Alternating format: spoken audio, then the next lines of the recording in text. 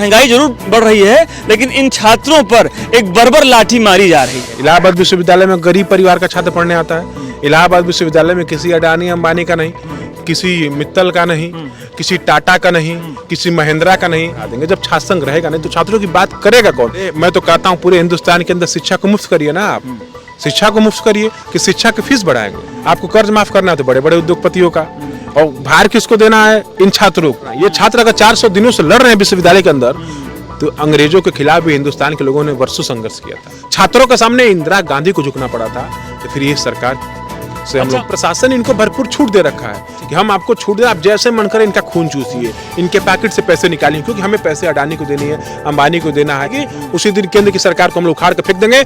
और आपसे हम बता रहे हैं, भारतीय जनता पार्टी के बड़े बड़े विधायक भी हम लोगों को फोन करके कहते हैं, हम लोगों को फोन करके कहते हैं कि आंदोलन को जारी रखिए। अगर आंदोलन को आप जारी नहीं रखेंगे तो ये सरकार, हम मजबूरी में फंसे हुए हैं।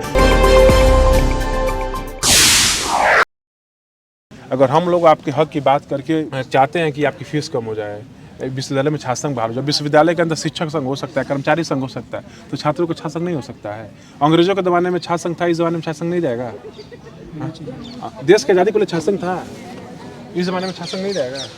सबसे अधिक सरकार बात कर रही है कि हम युवाओं को आगे बढ़ाना चाहते हैं, युवाओं को आगे करना चाहते हैं, खाकी युवाओं को आगे करना चाहते हैं। हिंदुस्तान की सबसे पुरानी यूनिवर्सिटी में आज युवा दर दर की ठोकरें खा रहा है। हम तो 2017-18 में अध्यक्ष बन चुके हैं, हमें विश्वविद्यालय से सबसे बड़ा पद मिल चुका है, हम विश्वविद्यालय का आजीवन सदस्य हैं। हम क्षेत्र की राजनीति भी करते हैं, हम क्षेत्र में इलेक्शन लड़ना चाह रहे हैं, हम वहाँ तैयारी करते हैं, लेकिन अपना महत्वपूर्ण समय छोड़कर हम आपके बीच में क्यों आ गए? एक हफ्ता पहले, 10 दिन पहले भाई, चूंकि इलाहाबाद विश्वविद्यालय ने मुझे पहचान दी है, इन्होंने देश के अंदर जो मेरी पहचान है वो इलाहाबाद यूनिवर्सिटी की देना है। अगर इस पहचान को हम नहीं बचाएंगे, जिसने इसका कर्ज यूनिवर्सिटी के ऊपर है, जिसको कभी नहीं भरा जा सकता। नमस्कार, मैं हूं आशुतोष वत्स और आप मुझे देख रहे हैं इस समय इलाहाबाद विश्वविद्यालय से। प्रधानमंत्री, राष्ट्रपति, कई जज, जिला जज, सुप्रीम कोर्ट के जज, मतलब तमाम सारे ऐसे पद हैं जो इलाहाबाद विश्वविद्यालय के बाद, जो छात्र यहाँ से पढ़ने के बाद निकले हैं, उनको बड़े बड़े आयाम मिले हैं। लेकिन आज जो इलाहाबाद विश्वविद्यालय है वहाँ पे कुछ दिक्कतें हैं, कुछ भारी दिक्कतें हैं। अवनीश यादव इलाहाबाद विश्वविद्यालय के अध्यक्ष रहे हैं और अभी वो यहाँ पे कुछ बातचीत कर रहे थे, मैंने इनकी बातचीत को भी सुना है। बात ये है कि इलाहाबाद विश्वविद्यालय में 1922 के बाद, जरा मुझको आप लोग जो है ना बताते भी चलिएगा, 1922 के बाद में कोई नया ऐलान हुआ है, या यूँ कहें कि महंगाई जरूर बढ़ रही है, लेकिन इन छात्रों पर एक बर्बर लाठी मारी जा रही है। हम पूरी बातचीत करेंगे। अवनीश यादव हैं, आप अपना जो है एक परिचय। मैं अवनीश यादव हूँ, इलाहाबाद यूनिवर्सिटी छात्र संघ का 2017-18 में मैं छात्र संघ का अध्यक्ष रहा। आपके ऊपर हाल ही में कुछ मामला हुआ था, कुछ दंगा वगैरह? हमारे ऊपर नहीं, हमारे जो छात्र हैं, जो हमारे जूनियर छात्र हैं, जो नए आंदोलनकारी हैं, कुछ सीनियर छात्र नेता थे, उन सबके ऊपर विश्वविद्यालय प्रशासन के द्वारा लाठीचार्ज करके उनको पीटी, जिसमें बहुत सारे छात्र नेताओं को चोट आई। भाई हरेंद्र जी हैं, इनके ऊपर चोट आई, राहुल जी से लेकर अजय सम्राट जी से लेकर मुदस्सर जी से लेकर आयुष, बहुत सारे, मतलब। अवनीश, ये बताइए मामला क्या है, क्यों आप लोग इतना यहाँ? देखिए, इलाहाबाद विश्वविद्यालय हिंदुस्तान का पुरातन विश्वविद्यालय है, और इलाहाबाद विश्वविद्यालय में छात्र पढ़ने आता है। इलाहाबाद विश्वविद्यालय में गरीब परिवार का छात्र पढ़ने आता है। इलाहाबाद विश्वविद्यालय में किसी अडानी अंबानी का नहीं, किसी मित्तल का नहीं, किसी टाटा का नहीं, किसी महिंद्रा का नहीं, बल्कि इलाहाबाद यूनिवर्सिटी में किसी रामफल का, किसी राम दुलारे का, ऐसे तमाम लोग हैं जिनके परिवार के बच्चे आते हैं, सामान्य परिवार से बच्चे आते हैं, जो सामान्य फीस होती है, जिसकी फीस 1000 रुपये 1500 होती है। जब वहाँ के बच्चे इलाहाबाद यूनिवर्सिटी में पढ़ने आते हैं, अगर इलाहाबाद यूनिवर्सिटी के बच्चों को जब फीस के आप बाहर बढ़ा देंगे तो कहाँ पढ़ेंगे? इलाहाबाद यूनिवर्सिटी को जब आप अमेठी यूनिवर्सिटी बनाना चाहते हैं, जब गलगोटिया बनाना चाहते हैं, इसका प्राइवेटाइजेशन करना चाहते हैं, तो फिर विश्वविद्यालय कैसे चल पाएगा? जो गरीब तबके का छात्र आता है, जो पूर्वांचल का है, जो बुंदेलखंड का है, जिसके फादर किसान है, वो अपने किसानी से, अपने खून पसीने से कमाई करके विश्वविद्यालय में छात्रों को पढ़ाते हैं, तो फिर उनके वो कैसे पढ़ पाएंगे जब इसकी फीस बढ़ा देंगे? जब छात्र संघ रहेगा नहीं तो छात्रों की बात करेगा कौन? इसलिए यहाँ का विश्वविद्यालय का छात्र आंदोलित है। जिस विश्वविद्यालय में 1000 फीस थी, उस विश्वविद्यालय में 3000, जहाँ हॉस्टल की फीस 5000, वहाँ हॉस्टल की फीस 40,000। तो फिर तब विश्वविद्यालय के छात्रों को आंदोलन करना पड़ रहा है। 2 मिनट में आपको रोकूंगा। इसमें मेरे पास एक रिपोर्ट है, न्यूज रिपोर्ट है, फीस वृद्धि की रिपोर्ट है। मैं 2 मिनट इसको आपको बताना चाहूंगा। बीए की फीस जो है वो 975 रुपए से बढ़ा करके 3901 रुपए कर दी गई। मैं सही हूँ? इसके अलावा बहुत सारी ऐसी फीसें हैं जिसमें 400% का इजाफा हुआ है ना? तो ये जो लोग बढ़ा रहे हैं, और मैंने इसमें ये भी अभी जस्ट देखा है कि ये कोई आदेश है कि विश्वविद्यालय अपना खर्चा स्वयं निकाले, ऐसा आदेश हुआ है? अरे भाई मैं विश्वविद्यालय ये जानना चाह रहा हूँ कि देश में इतना बड़ा बड़ा काम है, बहुत सारे लोगों के लोन माफ कर दिए जा रहे हैं, तो आप छात्रों पर ही क्यों लाठी मारी जा रही है? यही मैं कहना चाह रहा था। जो मैं कहना चाह रहा था वो आपने खुद कहा कि विश्वविद्यालय ने कितना करोड़ कर्ज किसका माफ किया है, मुझे लाभ लेने की जरूरत नहीं है कि कौन उद्योगपति हिंदुस्तान से भगौड़ा है उसका कितना कर्ज माफ हुआ ये भी बताने की जरूरत नहीं है। लेकिन जो हिंदुस्तान के भावी कर्णधार हैं, जो विश्वविद्यालय में पढ़ते हैं, ये पढ़ेंगे तब जो अपने पैकेट से अपने पैसा निकाल के देंगे तब। अरे मैं तो कहता हूँ पूरे हिंदुस्तान के अंदर शिक्षा को मुफ्त करिए ना, आप शिक्षा को मुफ्त करिए कि शिक्षा की फीस बढ़ाएंगे। आप कह रहे हैं कि हम ऋण माफ करेंगे छात्र नौजवानों को, आपको कैसे आगे बढ़ाएंगे? आपको कर्ज माफ करना है तो बड़े बड़े उद्योगपतियों का, और भार किसको देना है? इन छात्रों को। अरे मैं कहता हूं कि हिंदुस्तान के अंदर विश्वविद्यालय के अंदर शिक्षा फ्री होनी चाहिए। शिक्षा फ्री की भी लड़ाई अगली हम लोग की होने वाली है। सर, लगातार आपके इस विश्वविद्यालय में लगातार कुछ ना कुछ होता रहा है। ये क्या है? ये इस सरकार के आने के बाद ऐसा है या यहाँ पर पहले से ही? क्योंकि यहाँ से बहुत बड़े बड़े लोग निकले हैं। विश्वविद्यालय से पहले ही नहीं, अभी भी बहुत बड़े बड़े लोग निकलते हैं। हाँ, बिल्कुल। अभी भी विश्वविद्यालय से IAS निकल रहे हैं, PCS निकल रहे हैं, PCSJ निकल रहे हैं, और सभी बड़े पदों को सुशोभित कर रहे हैं। ऐसा नहीं है। आज भी राजनीति में उत्तर प्रदेश के सदन के अंदर, देश के सदन के अंदर इलाहाबाद यूनिवर्सिटी के लोग हैं। लेकिन जब आप प्लेटफॉर्म को खराब करेंगे, जब आप उस जगह को खराब करेंगे तो संख्या घटेगी। तो हम लोग चाहते हैं कि संख्या घटे ना। आज उत्तर प्रदेश इलाहाबाद विश्वविद्यालय से पढ़े हुए लोग केवल उत्तर प्रदेश के बड़े पदों पर नहीं है, राजस्थान के DGP हैं, मध्य प्रदेश में बड़े पदों पर है, छत्तीसगढ़ में बड़े पदों पर, सुप्रीम कोर्ट के जज, हाँ बहुत सारे पदों पर नाम गिनाने लगेंगे तो महीनों लग जाएंगे। आप छात्रों की कोई सुध लेने आता नहीं है क्या? नहीं, छात्रों की सुध क्यों लेने आते हैं? इसीलिए तो छात्र लड़ रहे हैं। ये छात्र अगर 400 दिनों से लड़ रहे हैं विश्वविद्यालय के अंदर, तो अंग्रेजों के खिलाफ भी हिंदुस्तान के लोगों ने वर्षों संघर्ष किया था। और कभी कभी लोगों को गुमान हो जाता है कि मेरी चूल्हे कोई नहीं हिला पाएगा, मेरा सूरज अस्त नहीं होगा।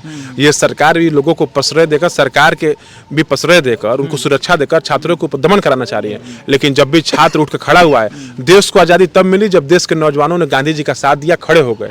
उसी प्रकार से छात्र विश्वविद्यालय का लड़ रहा है। अब विश्वविद्यालय खुला है, 2 साल कोरोना में भी छात्र लड़ा, और जब विश्वविद्यालय खुला है तो विश्वविद्यालय खुला है, और विश्वविद्यालय अब जब छात्र नौजवानों को आ गया है तो देखिएगा कैसे हमारी बात को मानेंगे। और सरकार को झुकना पड़ेगा। छात्रों के सामने इंदिरा गांधी को झुकना पड़ा था, तो फिर ये सरकार से हम लोग दिनों से धरना प्रदर्शन कर रहे हैं। गवर्नमेंट के क्या कोई अभी तक कोई एक पक्ष आया जो कुछ बातचीत? देखिए, जो सरकार है वर्तमान की, हमें कहने में कोई गुरेज नहीं कि वर्तमान सरकार भी उसी तरीके की है।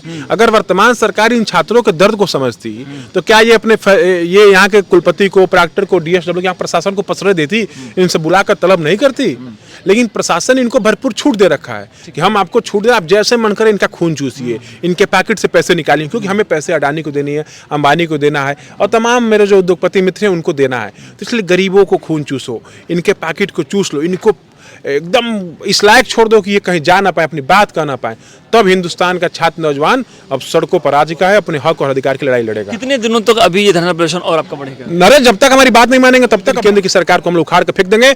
और आपसे हम बता रहे हैं, भारतीय जनता पार्टी के बड़े बड़े सांसद, भारतीय जनता पार्टी के बड़े बड़े विधायक भी हम लोगों को फोन के कहते हैं, कि आंदोलन को जारी रखिए। अगर आंदोलन को आप जारी नहीं रखेंगे तो ये सरकार, हम मजबूरी में फंसे हुए हैं, अगर हम कोई बयान देते हैं तो मेरी विधायकी और सांसदी जा सकती है। इसलिए आप लोग आंदोलन करिए, और जैसे हम लोग सहयोग अंदर खाने से करते हैं, हमारी मजबूरी है।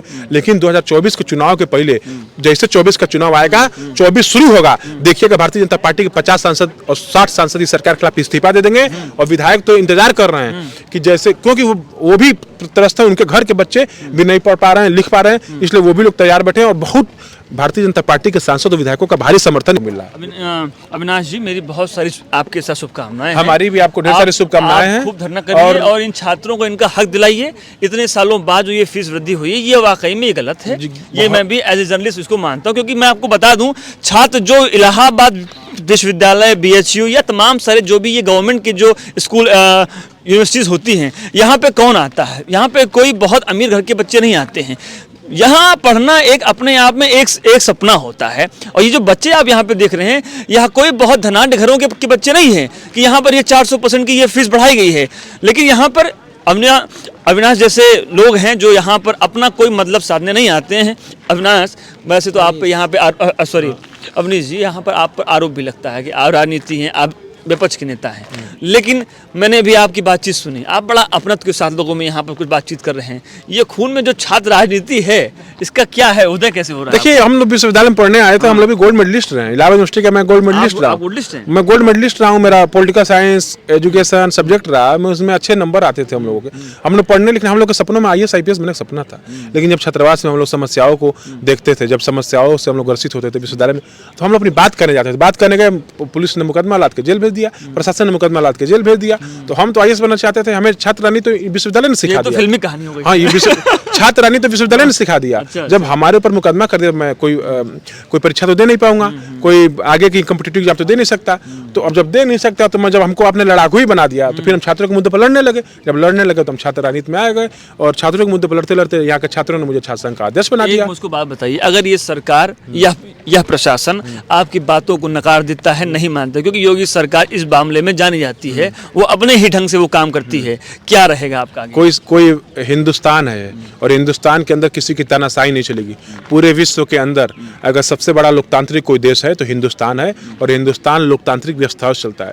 अगर कोई तानाशाही करने का काम करेगा, तो जिस तरीके से अन्य देशों में जो तानाशाहों को वहाँ की जनता ने उखाड़ कर फेंका है, उसी तरीके से हिंदुस्तान और उत्तर प्रदेश की आवाम, यहाँ की जनता, यहाँ के छात्र नौजवान इस सरकार को उखाड़ कर फेंक देंगे। तानाशाही हम नहीं बर्दाश्त करेंगे। जिस लोकतंत्र को बापू ने, भगत सिंह ने, चंद्रशेखर ने, अशफाकुल्ला खान ने, बिस्मिल ने अपने खून पसीने से सींचा है, बाबा साहब भीमराव अम्बेडकर ने, डॉक्टर राम मनोहर लोहिया ने, जयप्रकाश नारायण ने खून पसीने से सींचा है, उस लोकतंत्र को बचाने के लिए हमें भी अपना पसीना के साथ साथ खून बहाना पड़े, तो इलाहाबाद यूनिवर्सिटी का छात्र नौजवान पीछे हटने का काम नहीं करेगा। ये बताइए, विगत बहुत सारे वर्षों से लगातार अनेक विश्वविद्यालयों में छात्र राजनीति को तो खैर बंद ही कर दिया गया है, उत्तर प्रदेश में तो खासकर बहुत सारी समस्याएं रहती हैं। जैसे कि प्रोफेसर्स नहीं हैं, वो अपने क्लास में नहीं आ रहे हैं, भर्तियां नहीं हो रही हैं, रोजगार की समस्या है। आपको लगता है कि ये सरकार इन सब बातों को सोचती है?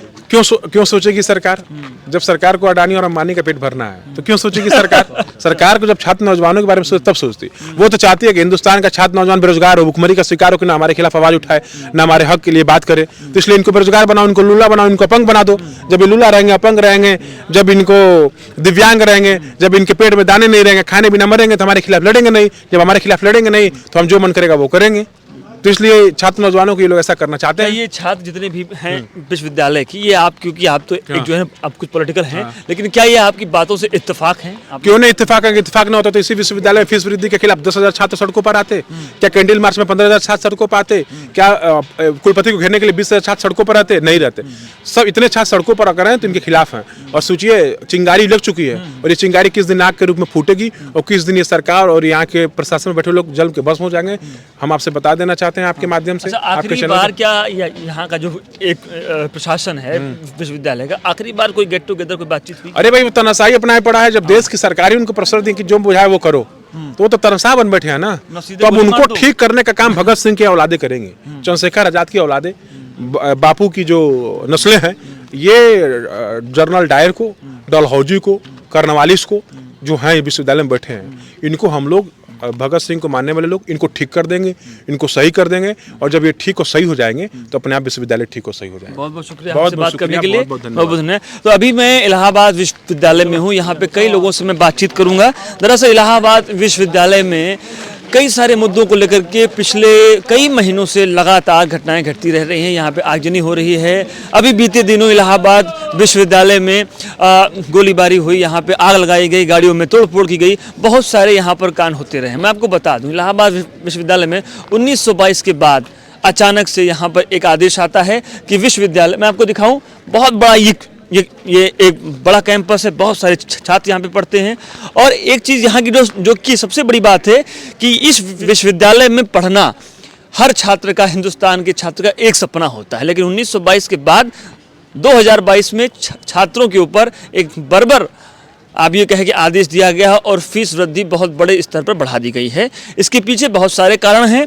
यह प्रशासनिक स्तर पर यह बताया गया है कि यहाँ पर जो इसकी फीस वृद्धि है, यह विश्वविद्यालय अपने खर्चों को फीस वृद्धि से निकाले, सरकार का कोई अनुदान नहीं मिलेगा। बहुत सारी मीडिया रिपोर्ट्स में ऐसी बातें होती रही हैं, दिखाई गई हैं। आइए मैं थोड़ा सा आपको मैं यहाँ के बारे में दिखाऊं। आज अभी नया साल है, लोग धीरे धीरे कॉलेज में आना अब शुरू कर चुके हैं। मैं इस समय विद्यालय कैंपस में हूँ, बहुत सारे छात्र यहाँ पर हैं। मैं भी यहाँ पर कुछ छात्रों से मैं बातचीत भी करूँगा कि क्या है फीस वृद्धि का मामला, क्या है।